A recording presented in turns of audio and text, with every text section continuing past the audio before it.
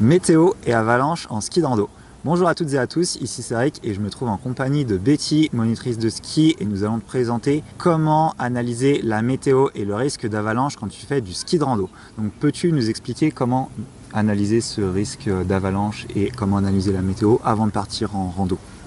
Alors déjà, il faut savoir que c'est extrêmement compliqué, c'est pas une science qui est exacte, il peut y avoir des surprises, il peut y avoir des endroits où les avalanches ne parlent jamais, mais un jour, ça part.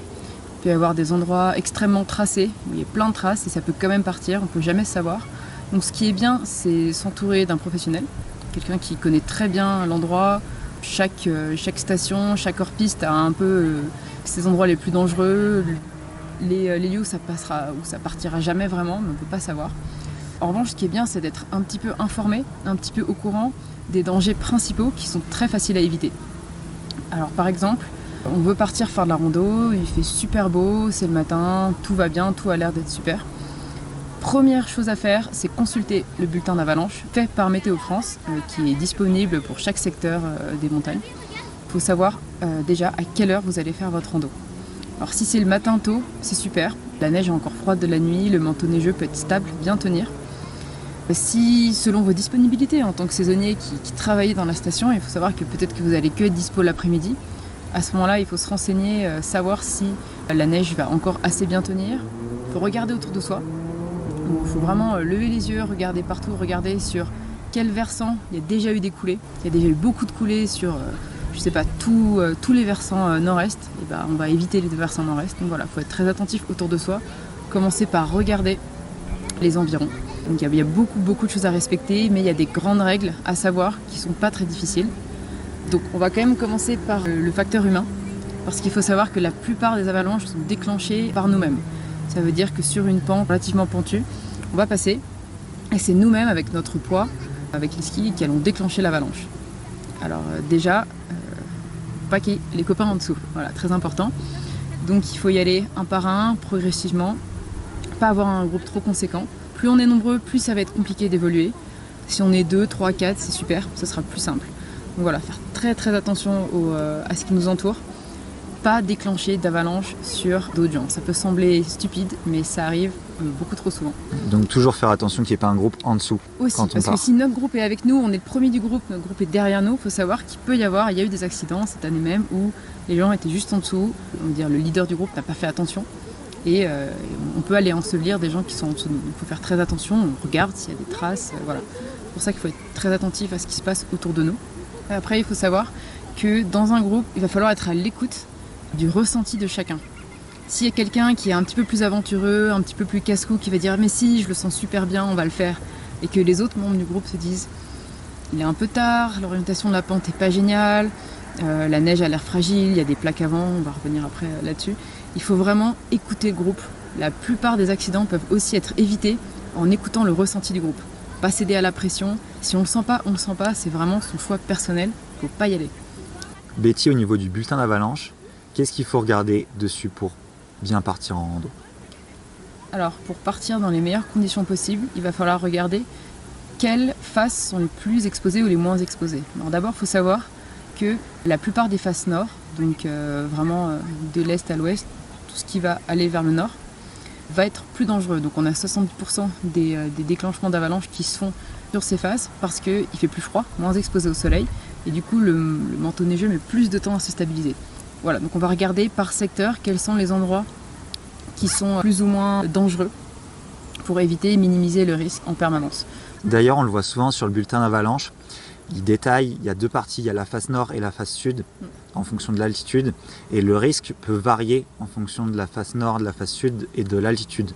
Le risque d'avalanche peut varier en passant de 3 à 4 ou de 2 à 3 en fonction du versant. Donc c'est indiqué sur le bulletin, et on va te mettre le site internet pour trouver les bulletins d'avalanche. Sous cette vidéo, tu auras toutes les ressources pour consulter ta météo avant de partir et avoir toutes les conditions météo pour préparer ta sortie en ski de rando. Tu trouveras tout sous la vidéo. Donc ensuite, dans ce bulletin, on a le BRA, donc le bulletin des risques d'avalanche, qui, vous avez déjà dû les voir, qui vont de 1 à 5, qui sont, voilà, il y a un code couleur de vert à rouge en damier noir. Donc il faut savoir que le risque 1, il va être rare si vous voulez aller vous amuser en rando. Risque 1, pas de bonne neige, c'est pas très intéressant. Et c'est toujours un risque, mais souvent vous allez évoluer de manière générale en risque 3. Donc risque 3 c'est déjà assez élevé, mais c'est un sport dangereux, qui a toujours un risque. Et si vous voulez profiter de la neige, c'est qu'il a neigé, donc c'est qu'il y a un risque un minimum conséquent. Par risque 4, évitez. Risque 5, je pense que la station sera fermée. Trop de neige, trop de vent, voilà. Puis il faut savoir que quand il y a trop de risques et qu'il y a trop de neige, c'est pas agréable non plus en ski de rando. Il faut avoir une très grande condition physique, parce qu'on a tendance à s'enfoncer dans la neige et on ne profite pas de sa sortie en rando quand il y a trop de neige. Plus il y a neige, plus la montée sera éprouvante, et moins on va se faire plaisir à la descente aussi, c'est vrai. Donc il y a des phases qui seront plus ou moins exposées à ce risque d'avalanche, et c'est ça qu'il faut voir en premier le matin. Donc ce qu'on va regarder au niveau de la météo, donc dans la météorologie, c'est la température. Il faut savoir que quand ça se réchauffe, le risque augmente. Quand il fait très froid, la neige, les différentes plaques de neige ne peuvent pas très bien adhérer encore, et il peut aussi avoir un risque élevé. On va avoir quelque chose de très important qui est le degré d'inclinaison de la pente. Il faut savoir qu'une pente qui fait moins de 30 degrés, c'est une piste tranquille, l'équivalent d'une piste tranquille, le risque est quasi nul. Quasiment aucune chance de vous faire emporter, parce que la pente n'est pas assez conséquente pour aller déclencher une avalanche, ou qu'une avalanche se déclenche toute seule. Quand tu dis moins de 30 degrés, est-ce que tu peux donner par rapport au code couleur des pistes, à quoi ça correspond? 30 degrés, ce serait une piste bleue. Voilà. Piste rouge, c'est un peu plus pentu, ce sera un peu plus dangereux. Piste verte, vous n'aurez pas d'avalanche sur une piste verte. Sauf si, attention, si vous êtes sur un endroit qui est peu pentu, mais que si vous êtes en bas par exemple, dans une vallée, que vous avez de chaque côté des belles falaises, il faut savoir que ce qui est au-dessus de vous peut se déclencher sur vous. Donc ces zones-là, il faut éviter d'y passer. Si on y passe, il ne faut pas faire un pique-nique au milieu. Il faut passer la zone, dépasser la zone. Voilà, faire attention à ça. Et le troisième facteur de la météorologie, c'est le vent. Parce que si on a une grosse tempête de neige, fin de la tempête de neige, grand soleil, on va se dire super, on va aller pouvoir profiter. Il faut savoir que les plaques avancent, c'est donc des endroits où la neige va s'accumuler. Donc il y a toujours des endroits où la neige va s'accumuler, d'autres endroits où la neige va être soufflée. Et ces plaques entières de neige accumulée peuvent se décrocher. Et ça c'est extrêmement dangereux, donc il faut faire attention, ça c'est visuel aussi. Il faut faire attention aux endroits où la neige va s'accumuler. Donc il faudra vous informer autant que possible avant de partir en rando sur tous ces facteurs, mais une fois que vous êtes sur le terrain, il faut savoir que la réalité ne sera pas forcément la même que ce qui sera indiqué sur votre bulletin avalanche et sur toutes les météos que vous aurez pu trouver. Donc si par exemple en rando vous voyez votre itinéraire choisi de base, il y a déjà eu du passage, vous en voyez un autre à côté avec aucune trace, c'est peut-être pas le meilleur endroit où aller. Ça veut dire que cet endroit a été évité exprès. Si vous voyez un endroit très tracé, ça peut être dommage. C'est mieux évidemment les pentes fraîches, vierges, c'est super. Mais c'est peut-être là où il y a le moins de danger aussi. Et bien ouvrir les yeux sur les coulées qu'on peut voir à l'œil nu. Ce sera peut-être pas la même chose aussi. Regarder la montagne vous donne déjà énormément d'informations. Donc le plus important sur cette vidéo sur la météo et le risque d'avalanche en montagne, c'est s'adapter aux conditions en temps réel et bien s'informer avant sur la météo. Et pour t'informer avant sur la météo, on te met en dessous de cette vidéo donc tous les sites météo que tu vas pouvoir consulter dans ta station pour préparer ta sortie en ski de rando.